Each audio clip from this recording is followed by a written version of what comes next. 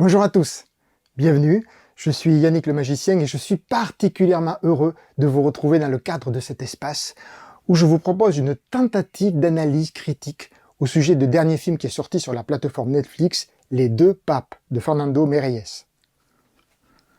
Je ne sais pas si vous avez remarqué, mais pour l'occasion, j'ai sorti mon t-shirt spécial pape quand même. Enfin, plus sérieusement, et tout à fait exceptionnellement, il n'est pas nécessaire d'avoir vu le film au préalable, parce que tout le monde connaît l'histoire, il n'y aura donc pas vraiment de spoil. Mais c'est toutefois préférable si vous souhaitez en discuter avec moi par la suite. Vous êtes prêts? C'est parti!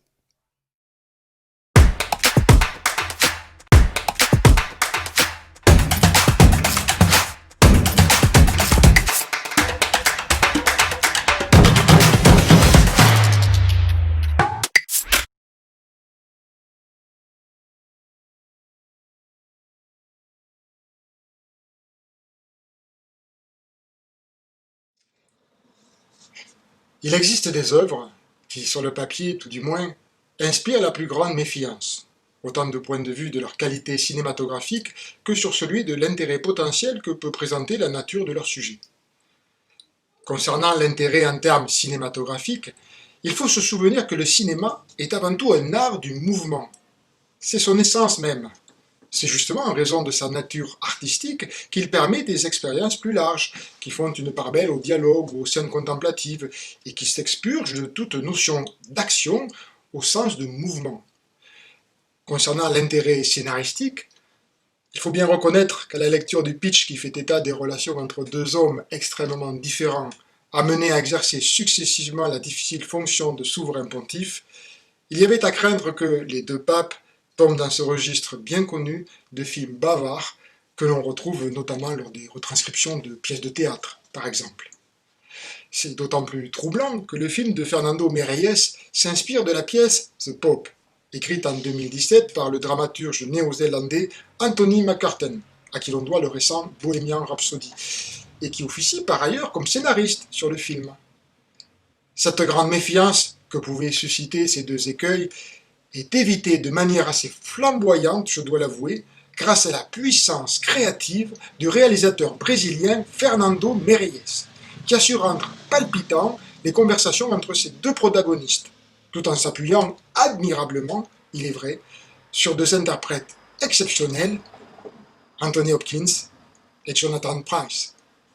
Véritable curiosité, à la fois par le traitement de sa thématique principale et par la qualité de son interprétation magistrale, le film donne à voir de quelle manière un réalisateur peut s'emparer d'un sujet très délicat, relativement risqué et peu passionnant de prime abord, afin d'en tirer une œuvre attachante, profondément humaine, remplie d'émotions et qui, de surplus, offre un regard inédit et assez complet sur un fait historique dont on n'a peut-être pas mesuré l'importance à sa juste valeur. Confidential church documents were allegedly leaked to the press, alleging corruption and misconduct among the clergy. J'espère que cette affaire urgente n'est pas trop préoccupante pour vous. Est-ce qu'un berger s'enfuit lorsque les loups apparaissent?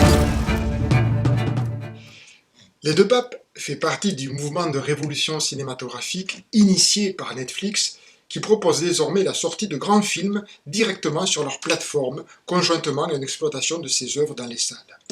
L'exemple le plus marquant, au moment où je parle, est certainement The Irishman de Martin Scorsese. C'est donc autant parce qu'il s'agit d'un événement que parce que le sujet m'intéresse que je me suis retrouvé devant Les Deux Papes. J'adore Anthony Hopkins, mais je dois toutefois reconnaître m'être préparé à l'avance à un film intimiste et plutôt réservé à un public averti. Au final, la surprise est d'autant plus grande que Fernando Meirelles déploie des trésors d'ingéniosité afin de rendre cette histoire aussi passionnante visuellement que dans son propos. Il s'agit d'une véritable leçon de cinéma sur le plan technique, que d'un point de vue personnel, je saurais modestement me rappeler pour mes productions futures. Notre Église prend une direction que je ne peux plus cautionner. Je me suis battu pour accomplir ce qui devait l'être, mais j'ai perdu. Le scénario met face à face le pape Benoît XVI au cardinal Jorge Mario Bergoglio, qui deviendra le pape François. Il se déroule en 2012, soit 1 an avant une passation de pouvoir hors norme entre les deux.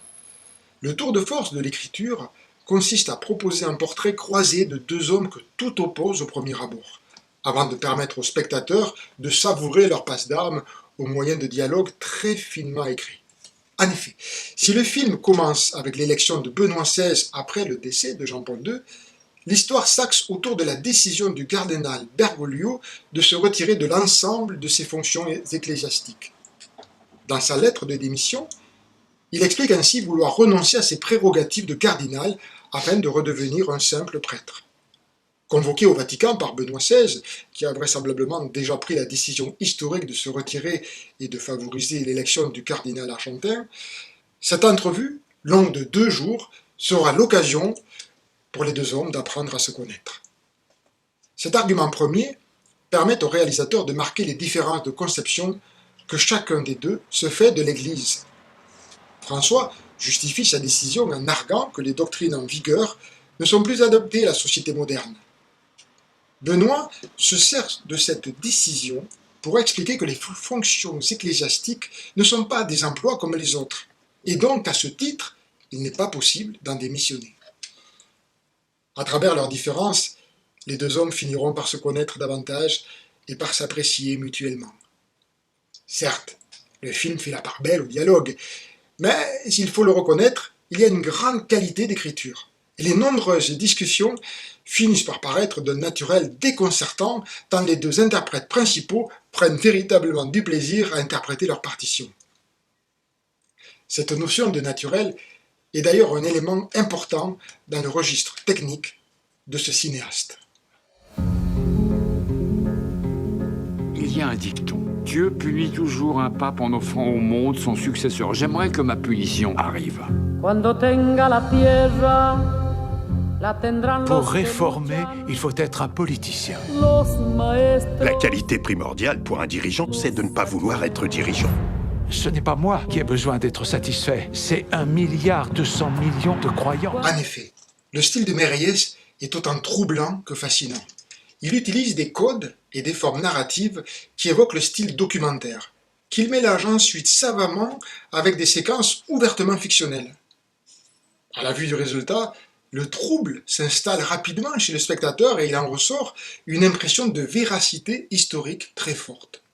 Ce sentiment est renforcé par le jeu des deux comédiens principaux qui poussent chacun un mimétisme troublant et saisissant avec leur illustre modèle, à tel point qu'il est parfois difficile de différencier les acteurs des personnages.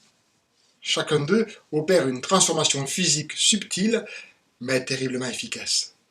Le montage de Méliès joue astucieusement de cette proximité, en injectant soigneusement des images d'archives réelles, ce qui renforce encore le trouble. La complicité qui unit les deux comédiens devient flagrante, et participe à cette notion de naturel. Cela nous gratifie de séquences particulièrement jouissives, à l'image de celles où les deux hommes regardent un match de foot, tout en supportant leur équipe respective. Cette notion de naturel s'oppose à une vision plus allégorique de l'image de la papauté, telle qu'a pu la représenter par exemple Paolo Sorrentino. J'ai déjà dit ce que je pensais de la série de ce cinéaste The Young Pope, baroque, iconoclaste, dérangeante, provoquant matière à la réflexion et à l'interprétation des messages véhiculés par ce cinéaste. Malgré cela, la série reflète bien la sorte d'aura que confère l'habit pontifical à un acteur. Je le pense sincèrement, l'habit transcende le comédien. C'est presque comme s'il s'agissait d'une grâce accordée au personnage qui devient subitement plus beau, plus hypnotique. Le succès de cette série, dont la saison 2 The New Pope est déjà sur nos écrans, montre tout l'intérêt que suscitent les arcanes du Vatican chez quelques cinéastes. Cependant, là où Sorrentino laisse la place à une allégorie autant visuelle que formelle, dont le message est propice à l'analyse, Méliès préfère une sorte de rigueur historique, rassurante et bienveillante. Il s'appuie à merveille sur un fait historique pour en restituer une œuvre profondément humaine et émouvante dans le message qu'elle veut transmettre. Les papes ne renoncent pas. En renonçant, vous porterez un coup terrible à la papauté. Je ne peux plus m'asseoir dans la chair de Saint-Pierre. Vous vous méprenez, vous faites... Je prie Dieu et rien. Je ne peux plus tenir ce rôle. Le réalisateur s'attarde principalement sur ce qu'il est convenu d'appeler une coulisse de la grande histoire. Une entrevue longue de 2 jours entre les 2 hommes qui s'est déroulée entre le Vatican et Castel Gandolfo, la résidence de repos des papes. Chacune des séquences de dialogue est donc rythmée par un changement de décor qui alterne entre extérieur et intérieur. Cela va des jardins de Castel Gandolfo jusqu'à la petite arrière-salle derrière la chapelle Sixtine, en passant par le trajet en hélicoptère au-dessus de la cité pontificale. Profitant à merveille de la beauté des lieux, cet effet de variation confère à chaque séquence un intérêt particulier. Chaque flashback est également ponctué d'autant de décors incroyables, comme celui de l'île de Lampedusa, ou encore ceux censés se situer en Argentine. La beauté de ces décors, le plus souvent réels, renforce la beauté esthétique du film en lui-même. Le film donne également à voir l'invisible, par l'entremise du conclave, dont chaque phase est restituée avec une extrême rigueur.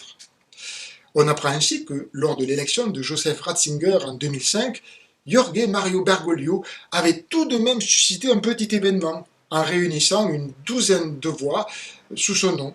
Un exploit pour un candidat latino-américain. Après une mise en place qui restitue le choc qu'a représenté le décès du pape Jean-Paul II, dans lequel Méreillès expose le style qu'il va donner à l'ensemble de son film, c'est-à-dire mélange sophistiqué entre scène historique et reconstitution avec acteurs, la célèbre rencontre entre les 2 hommes s'articule en plusieurs étapes. Confrontation idéologique, rapprochement, et au final, soutien mutuel.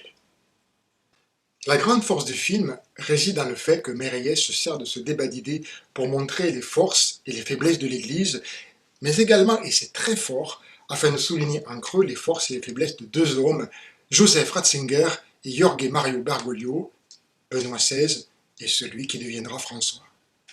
Cette cohabitation entre 2 papes est d'autant plus inédite qu'elle concerne 2 personnalités extrêmement opposées. Benoît XVI est montré très rapidement comme un homme profondément seul. Il mange seul, il joue du piano seul et, même lorsqu'il officie en tant que pape, il donne l'impression d'être seul. A-t-il conscience d'être mal aimé? En tout cas, le cardinal Bergoglio a l'occasion d'entendre le surnom qui lui est associé et qui ne laisse aucun doute sur le degré d'estime qu'on lui prête.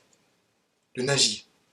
Ce triste sobriquet n'est pas uniquement une référence à ses origines autrichiennes, mais fait également, évidemment, référence à son engagement dans les jeunesses hitlériennes dont on a beaucoup parlé, sans suffisamment rappeler qu'en réalité, les jeunes étaient bien obligés, à l'époque, de répondre aux exigences du régime en place. À mon avis, il manque peut-être juste au film un flashback, le montrant au sein de sa famille, qui était anti-nazi, et lui-même, alors âgé de 16 ans, forcé de passer son service militaire dans les dernières heures du Troisième Reich. Le film décrit de manière efficace un homme sensible qui souffre en réalité du poids énorme que la fonction de souverain pontife et des responsabilités inhérentes fait peser sur ses épaules. Qu'est-ce que vous avez là? C'est de l'origan. C'est votre jardinier qui me l'a donné. Vous êtes très aimé. J'essaie simplement d'être moi-même. Quand j'essaie d'être moi-même, les gens m'apprécient encore moins. Sur le plan des idées, il s'affirme comme un traditionnaliste, attaché aux valeurs ancestrales de l'Église qu'il considère comme intouchables. Le film pose ouvertement la question de l'adaptation de cet homme autant que des valeurs qu'il porte au monde moderne. Il faut se rappeler que Joseph Ratzinger a été préfet de la Congrégation pour la doctrine de la foi pendant 23 ans. En ce sens, son pontificat reflète bien cette fermeté, en affichant une attitude conservatrice et moralisatrice, en prônant les valeurs de la famille, la fidélité et l'abstinence comme moyen de prévention du sida. Benoît XVI est encore, au moment où je parle, pape émérite, et a choisi de vivre comme un bénédictin, loin du monde médiatique, dans l'enceinte du monastère Mater Ecclesiae, à l'intérieur du Vatican. A l'inverse, le cardinal Bergoglio, archevêque de Buenos Aires, est loin d'être seul. Il jouit d'une grande popularité, notamment auprès des plus humbles. S'il n'a pas de sobriquet qui le rende impopulaire, il est encore hanté par le souvenir de la dictature militaire des années 70 en Argentine. L'Église a besoin de changement et c'est vous qui l'incarnez. Impossible, ça ne peut pas être moi. Son positionnement l'a amené à faire des choix discutables, afin de protéger les prêtres. Sa gouvernance de l'ordre des Jésuites est contestée. Certains lui reprochent encore ses accommodements avec le pouvoir en place, d'autant que le film montre bien que parfois cela n'a malheureusement pas eu les effets escomptés. Fan des Beatles, sifflant des airs du groupe ABBA, aimant le football, il apparaît d'entrée plus en phase avec notre époque. Il prône une reconstruction de l'Église, propose de discuter des questions sensibles du mariage des prêtres ou du sacrement accordé aux homosexuels. The grand doors have slammed shut and will remain so till the next pope has been chosen. From that balcony up there. Rien n'est figé dans la nature, sans parler de Dieu. Où puis-je le trouver s'il bouge tout le temps? Au cours du voyage. Nous trouverons peut-être Dieu par là, au cours du voyage, je vous le présenterai. Il veut replacer l'Église dans sa mission humanitaire d'aide et de soutien aux plus faibles et aux plus démunis. Leur trait de différence est parfois montré sous un ton humoristique assez bien dosé et savoureux. L'exemple le plus marquant est peut-être leur rapport à la musique. Un homme cultivé, Benoît joue du piano des airs classiques qu'il fait écouter à François, tandis que ce dernier, fidèle à ses racines sud-américaines, lui parle salsa. Les deux hommes ont donc vécu une vie difficile et le film montre bien qu'on ne devient pas souverain pontique si facilement. Les dialogues savoureux nous permettent de suivre leur confrontation idéologique et j'avoue que leur débat est restitué de façon passionnante. Bien sûr, il sera facile de reprocher que les délicates questions des prêtres pédophiles n'est abordées que superficiellement, mais je pense que le sujet du film n'est de toute manière pas là. Personnellement, je reste persuadé, cependant, que l'ampleur que représentent les tentatives de résolution de ces douloureux problèmes a contribué à la prise de décision de Benoît XVI. En nous montrant deux hommes blessés, les deux papes nous proposent aussi une formidable leçon de rapprochement en direction de son prochain. Le film nous montre le chemin. Chacun tente de soulager l'autre du poids de son passé. Chacun se confessera à l'autre, ce qui libérera un peu sa conscience et tissera la trame de leur rapprochement. Benoît XVI tente de convaincre le cardinal Bergoglio d'accepter l'absolution et le travail d'expiation, tandis que le cardinal argentin donne à l'évêque de Rome la possibilité d'une ouverture au monde. Cette dernière étape de leur échange, leur rapprochement, est donc aussi adressée à chacun d'entre nous. En effet, en apprenant à se connaître mutuellement, les deux hommes se sont également rapprochés de nous, les spectateurs. Ils sont devenus plus humains.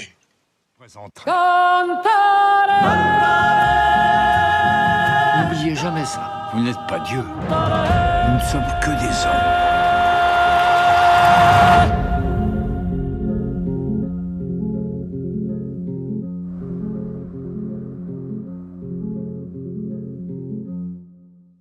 En proposant un film qui parle de foi et d'histoire, Méliès réussit l'exploit de nous offrir un film réellement passionnant d'un bout à l'autre. Il dresse de façon admirable le portrait de deux hommes blessés par la vie, pour qui le fait d'accéder aux plus hautes fonctions est vécu davantage comme un fardeau que comme un cadeau, sous un jour résolument optimiste. En effet, l'esprit général qui se dégage du film est une ode à la vie. Le rapprochement des deux hommes, qui, nous l'avons dit, s'est également opéré en direction des spectateurs, est matiné d'affection réciproque, de respect, et même d'une certaine forme de tendresse. Les deux papes proposent également une double leçon, historique et cinématographique. Historique, car le film a le mérite d'analyser un moment de l'histoire de l'Église assez particulier et finalement sous-estimé sous un angle autant spirituel que psychologique, tout en parvenant dans le même temps à nous le rendre passionnant. Cinématographique, car le réalisateur argentin fait preuve d'une maîtrise technique exceptionnelle de par son sens du récit, son approche technique très réaliste et son montage qui génère un film sans aucun temps mort, passionnant de bout en bout. Il réussit à incorporer du suspense et de la nervosité dans son montage, dans ce qui n'est à l'origine, rappelons-le, qu'une suite de conversations passionnantes. Cet antagonisme entre la forme et le fond rend cette œuvre vraiment atypique, que je me suis personnellement appropriée comme une leçon de cinéma.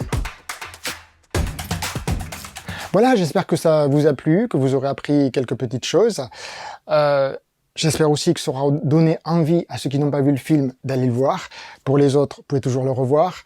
D'ici là, si vous avez envie de compléments, bibliographiques, n'hésitez pas à me le demander, j'ai des tas de choses à vous proposer. À ce sujet, je vous invite à vous rendre sur le célèbre site yannicklemagicien.com.